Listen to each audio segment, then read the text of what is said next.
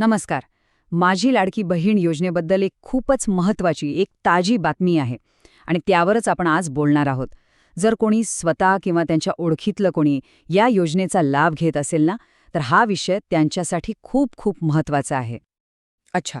तर सध्या बऱ्याच लाभार्थ्यांना एकच चिंता सतावते. ती म्हणजे त्यांचं ई-केवायसी व्हेरिफिकेशन. म्हणजे काय? तर आधार कार्डची ऑनलाईन ओळख पटवण्याची प्रक्रिया ती अजून पूर्ण झालेली नाहीये. खूप जण या प्रोसेसमध्ये कुठेतरी अडकले आहेत आणि त्यांना भीती वाटतेय की अरे बापरे, आता मुदत संपणार की काय? पण थांबा, अजिबात काळजी करू नका, कारण एक खूप दिलासा देणारी बातमी आहे. शासनाचं हे लक्षात आलंय आणि त्यांनी ई-केवायसी पूर्ण करण्यासाठीची जी शेवटची तारीख होती ती वाढवली आहे. म्हणजे आता सगळ्यांना पुरेसा वेळ मिळणार आहे. चला तर मग, आपण जरा खोलात जाऊन समजून घेऊया. हे ई-केवायसीसाठी मुदतवाढ का दिली आहे आणि आपल्यासाठी याचा नेमका अर्थ काय होतो? बरं, पण पहिला प्रश्न मनात येतो की ही मुदतवाढ नक्की दिली का? यामागे काहीतरी कारणं असणार हो ना? तर हो, शासनाने त्यांच्या परिपत्रकात याची अगदी स्पष्ट कारणं सांगितली आहेत. यातलं पहिलं कारण म्हणजे काही जिल्ह्यांमध्ये नैसर्गिक आपत्ती आली होती, त्यामुळे लोकांना ही प्रक्रिया पूर्ण करणं जवळपास अशक्य झालं होतं. दुसरं महत्त्वाचं कारण असं की ज्या महिलांचे पती किंवा वडील हयात नाहीयेत, त्यांना त्यांच्या आधारशी लिंक असलेल्या मोबाईलवर OTP मिळवण्यात खूप अडचणी येत होत्या.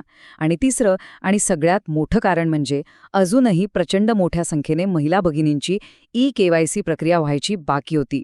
याच सगळ्या कारणांमुळे शासनाने हा महत्त्वाचा निर्णय घेतला. आता येऊया सगळ्यात महत्त्वाच्या मुद्द्यावर, म्हणजे ती नवीन तारीख कोणती आहे. ही तारीख सगळ्यांनी अगदी लक्षात ठेवणं गरजेचं आहे. तर ई-केवायसीची प्रक्रिया पूर्ण करण्यासाठी शासनाने दिलेली नवीन आणि शेवटची तारीख आहे. ही तारीख आहे 31 डिसेंबर 2025. हो, बरोबर ऐकलत, 2025. म्हणजे बघा, ही प्रक्रिया पूर्ण करण्यासाठी आता कितीतरी जास्त वेळ मिळाला आहे. त्यामुळे आता घाबरून जायचं किंवा गडबड करायचं काहीच कारण नाहीये. शांतपणे ही प्रक्रिया पूर्ण करता येईल. आता अजून एक महत्त्वाची गोष्ट, ज्या महिला भगिनींना OTP मिळवताना अडचण येत होती ना, त्यांच्यासाठी शासनाने एक खास वेगळी प्रक्रिया तयार केली आहे. त्यामुळे ह्याकडे जरा विशेष लक्ष द्या. तर ही विशेष प्रक्रिया कोणासाठी आहे? ही अशा महिलांसाठी आहे ज्यांचे वडील किंवा पती आता हयात नाहीत, किंवा ज्या महिला घटस्फोटित आहेत. जर कोणी या गटात मोडत असेल तर त्यांच्यासाठी पुढची माहिती खूपच महत्त्वाची आहे. याची प्रक्रिया अगदी सोपी आहे बघा.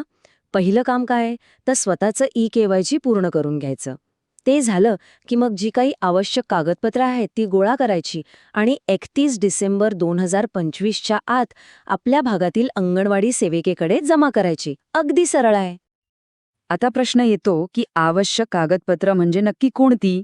तर ऐका, ह्यात पती किंवा वडिलांच्या मृत्यूच्या दाखल्याची सत्यप्रत लागेल.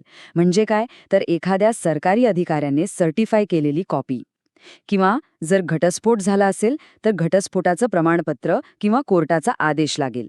यापैकी जे काही लागू असेल ते एक कागदपत्र जमा करायचं आहे. ठीक आहे, तर आत्तापर्यंत आपण बरीच माहिती घेतली.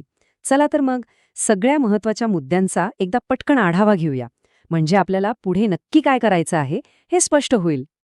तर लक्षात ठेवण्यासारखे 4 मुख्य मुद्दे. 1. ई-केवायसीसाठी नवीन मुदत आता 31 डिसेंबर 2025 आहे. 2. जरी भरपूर वेळ असला तरी ही प्रक्रिया जितकी लवकर होईल तितकं चांगलं, त्यामुळे लगेच पूर्ण करून घ्या. 3. विधवा किंवा घटस्फोटित महिलांनी जी कागदपत्रं सांगितली आहेत ती न विसरता अंगणवाडी सेविकेकडे द्यायची आहेत. आणि 4.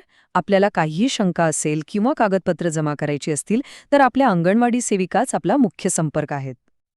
आणि हो, शेवटी हे सगळं का केलं जातंय हे लक्षात ठेवणं पण महत्त्वाचं आहे. या योजनेचा मूळ उद्देशच हा आहे की कुटुंबातील महिलांची भूमिका अधिक मजबूत व्हावी, त्यांना आर्थिक स्वातंत्र्य मिळावं आणि त्यांचं आरोग्य आणि पोषण सुधारावं. ही सगळी प्रशासकीय धावपळ त्याच एका मोठ्या ध्येयाचा भाग आहे. तर आता ही सगळी अचूक आणि महत्त्वाची माहिती आपल्या सगळ्यांपर्यंत पोहोचली आहे. मग आता आपण एक काम करू शकतो का? ही माहिती फक्त आपल्यापुरती न ठेवता आपल्या आजूबाजूला ज्यांना याची खरोखर गरज आहे त्यांच्यापर्यंत पोहोचवून त्यांना मदत करूया. चला, आपण सगळे मिळून ही महत्त्वाची माहिती सर्वांपर्यंत पोहोचवूया.